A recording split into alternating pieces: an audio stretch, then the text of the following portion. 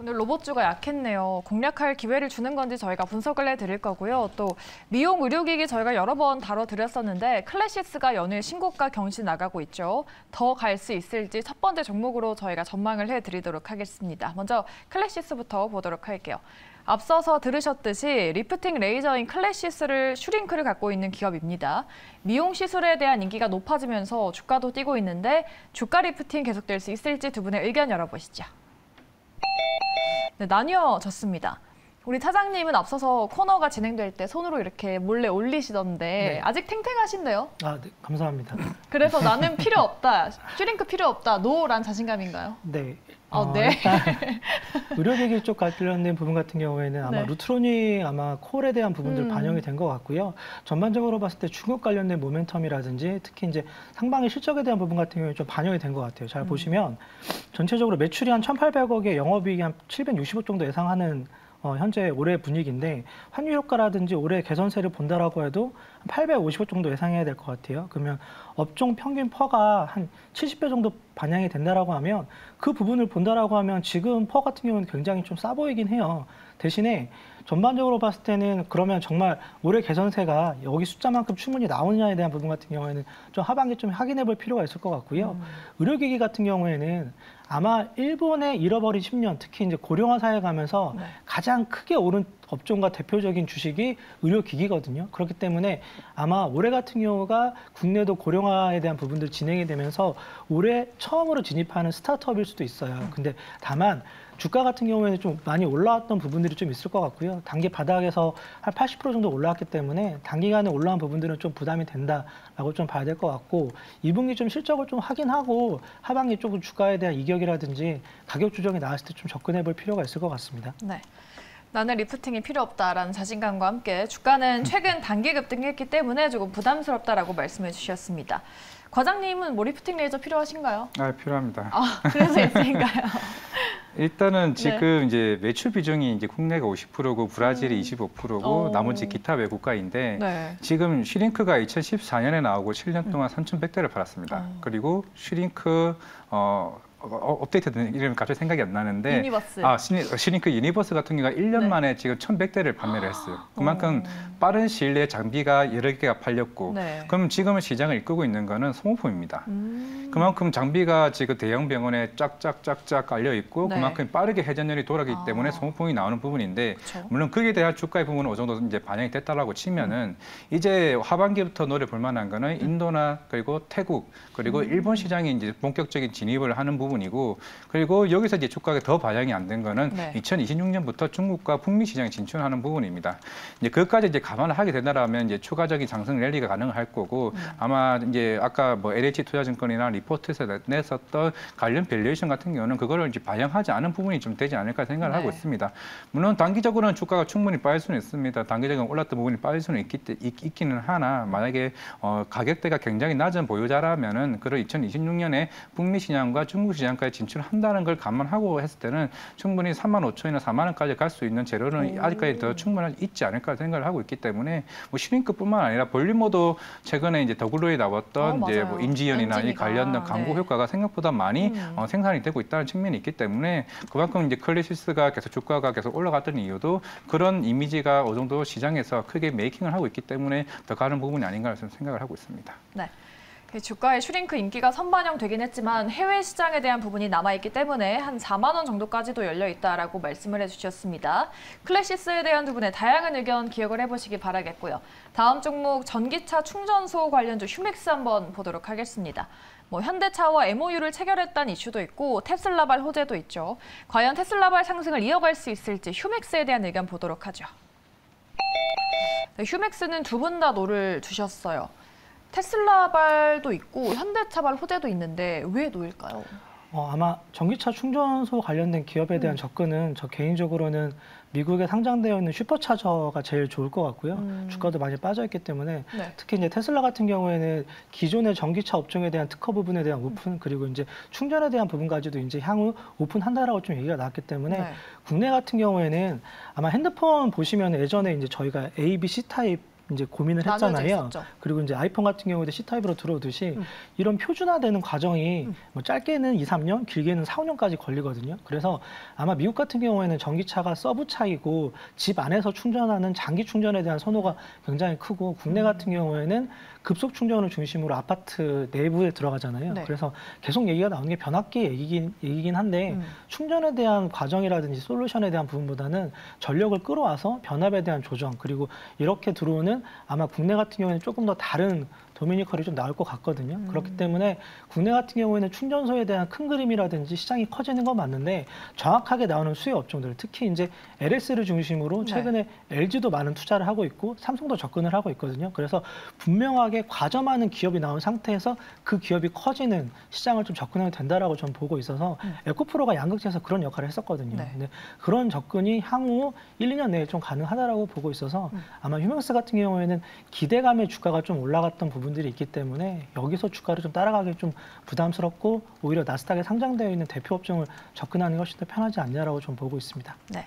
기대감의 주가가 올라왔기 때문에 더 갈 수 있을지에 대해서는 의문이 조금 남아 있는 것 같습니다. 과장님도 노를 주셨는데 그러면 휴맥스 홀딩스는 신고가 경신 중이던데 네. 대안으로 뭐 그 종목은 어떨까요?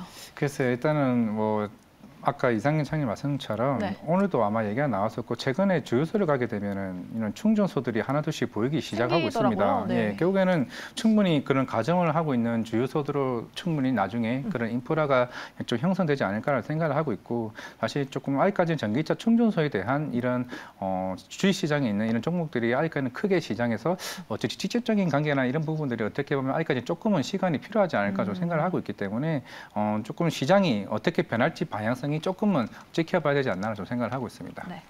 휴맥스는 아직까지는 지켜봐야 된다. 두 분 다 노 의견으로 일치가 됐습니다. 참고해 보시기 바라겠고요. 마지막 종목은 로봇주 안에서 레인보우 로보틱스 보도록 하겠습니다.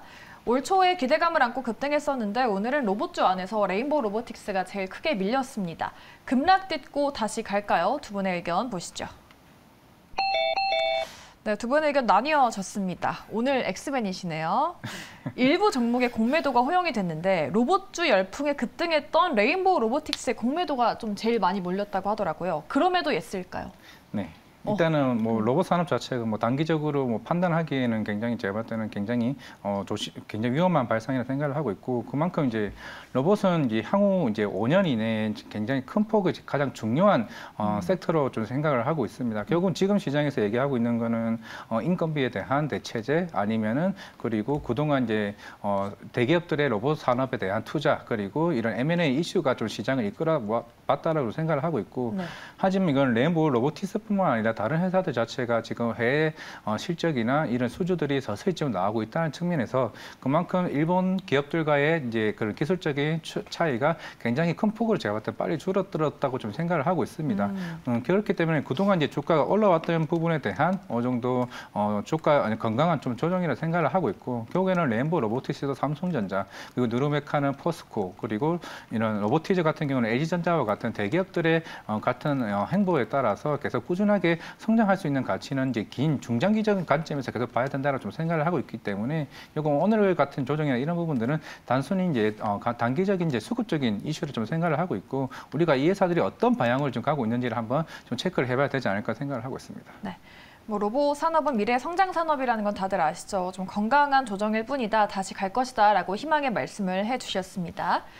우리 차장님은 반대로 노를 주셨어요. 우리 엑스맨. 네. 로봇 산업이 미래 성장 산업이라는 건 다들 뭐 아실 텐데 그럼에도 노를 주신 이유가 뭘까요? 올해 제가 아마 1월 말에 처음 방송에 나와서 에로베오라는 말씀을 드렸는데 에너지와 로봇과 배터리와 그리고 우주 산업에 대한 부분인데 이 업종들이 전부 다 순환매가 돌았거든요. 근데 1월 달 같은 경우에는 충분히 모멘텀이 발휘될 수 있는 시장이었고 이런 부분에 있어서 레인보우 로보틱스 같은 경우에는 아마 이제 삼성전자 투자 지분에 대한 부분까지 좀 충분히 기반형이 된, 그러니까 바닥에서 500% 정도 올라온 주식이거든요. 근데 이제 그러면 매출과 영업이익이 따라오느냐라고 하는 관점이 좀 필요할 것 같아요. 그래서 로봇 안에서도 레인보우 로보틱스보다는 정말로 실제적으로 매출이 크게 나올 수 있는 업단이 큰 종목들이 있거든요. 뭐 대표적으로 인탑스라든지 그리고 제가 조금 이따 말씀드릴 제우스 같은 경우에는 실질적으로 매출이 좀 나오고 있는 상태이기 때문에 레인보우 로보틱스가 대표적인 로봇 대표 주식인 맞지만 상대적으로 여기서 주가가 2조에 가까운 주식이 다시 레벨업을 하려면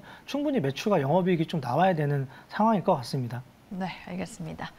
레인보우 로보틱스에 대한 의견까지 주가 전망을 해드렸고요. 그럼 우리는 뭘 사야 될까요? 두 분이 직접 고른 시초가 공략주 소개해드리도록 하겠습니다. 어떤 종목을 픽하셨을지 두 분의 공략주 보도록 하죠.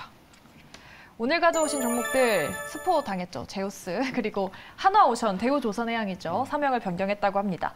제우스부터 한번 들어볼까요? 네, 회사 업력은 1970년대 후반에 발립된 회사고요. 반도체주 아닌가요? 네, 맞습니다.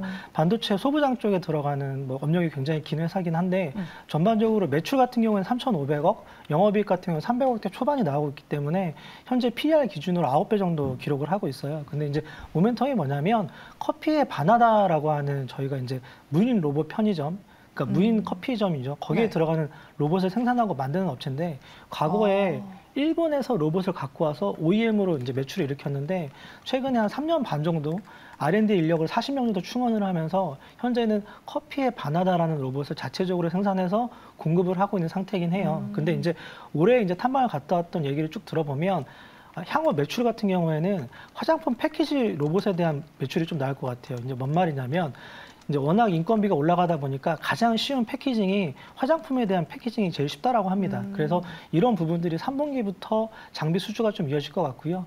기존에 이제 반도체 같은 경우에는 60%가 중국향, 40%가 삼성향이거든요. 그래서 안정적으로 매출과 영업이익은 반도체가 끌어주고 그 다음에 말씀드린 로봇에 대한 매출 같은 경우에는 재작년부터 나오기 시작하는 커피 무인 자판점 그리고 향후 3분기부터 나오는 화장품 관련된 패키징 로봇 같은 경우가 발현된다라고 하면 아마 주가가 충분히 레벨업 될 수 있는 자리에 있다라고 저는 보고 있어서 PER 9배 정도 부분에서는 충분히 접근 가능한 주가 수준인 것 같습니다. 네. 로봇이 만들어주는 커피 드셔보셨나요? 네.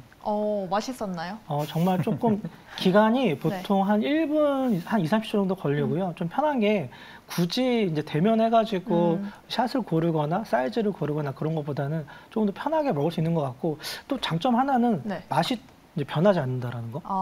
그러니까 좀 약간 사람에 따라서 조금 다를 수가 있으니까. 네. 그리고 자리가 조금 한 2-3개 정도 구성이 되어 있는데 점주한테 물어보니까 한 4,800만 원 정도 들어간다라고 해요. 한 기계당. 네, 그러면 1년에 만약에 사람을 뭐 2명 쓴다라고 하면 최소 1억 이상 그런가요? 인력 비용이 들어가잖아요. 그러니까 충분히 투자 가치가 있다고 보더라고요. 알겠습니다. 반도체주지만 로봇에 대한 기대감을 투자 포인트로 짚어주셨습니다. 지금 목표가랑 손절가 나가고 있는데 저 정도로 보면 될까요? 네, 가능할 것 같습니다. 좋습니다. 전고점 부근인 37,000원 목표가로 말씀해 주셨습니다. 제우스 기대해 보도록 하고요. 한화오션, 오늘까지 대우조선해양이잖아요. 네. 지난번에 조선주 주목해야 된다라고 말씀하셨었는데 그 이후로 계속 좋은 흐름이고 오늘도 또 공략주로 딱 픽하셨네요. 네, 이 딱 2달 전에 조선주 얘기를 하게 되면 다들 시장에 대해서 의심만 가졌던 부분인데 이제 워낙 이제 주변에서도 조선주 이제는 될 것 같다 얘기가 나왔던 것도 결국에는 이제 지금 신조선가 지수가 한 2, 3주 연속으로 170대 이상을 계속 유지를 하고 있고 이제 내일부터 이제 하나오션을 변경이 되는데 일단은 하나그룹이 49% 지분을 일단 보유하게 됩니다. 그리고 하나그룹이 지금 보유하고 있는 게 HSD 엔진이랑 그리고 하나시스템 그리고 대우조선해양 선박 엔진과 이제 선박 관련된 잠수정 무기를 만드는 회사.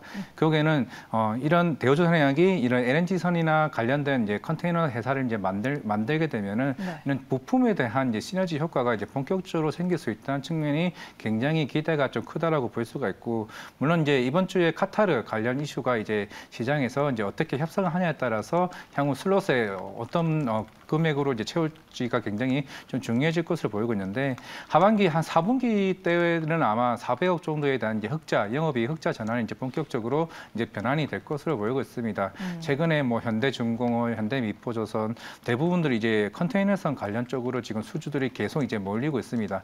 실적도 이제 좋아질 건데 수주까지 같이 동반이 된다. 그런데 이제 수직 계열화로 인해 가지고 이런 관련 부품도 어느 정도 빠르게 이제 보여줄 수가 있다는 측면에서 아마 물론 현대중공업 그룹도 이미 그런 시너지를 가지고 있습니다만 이제 대우조선해양도 이제 본격적인 이런 시너지를 인해서 회사가 크게 크게 좀 성장할 수 있다는 측면에서는 굉장히 기대가 크지 않을까 생각을 하고 있고 이제 캐나다가 일단 우리나라 이제 잠수정에 관련된 어느 정도 수주 얘기를 계속 얘기가 나오고 있는데 아마 그게 대우전 해양이 이제 본격적인 수주를 받을 수 있지 않을까라 지금 생각을 하고 있습니다. 물론 오늘 시간에서도 조금 상승하는 흐름을 보이고 있기 때문에 내일 아침에 공략주로서 충분히 좀 기대를 해봐도 되지 않을까 좀 생각을 하고 있습니다. 네, 최근의 흐름이 좋아요. 이미 과장님은 몇 달 전부터 조선주를 강조해 주셨는데 지금이라도 본다면 어디까지 볼 수 있을까요?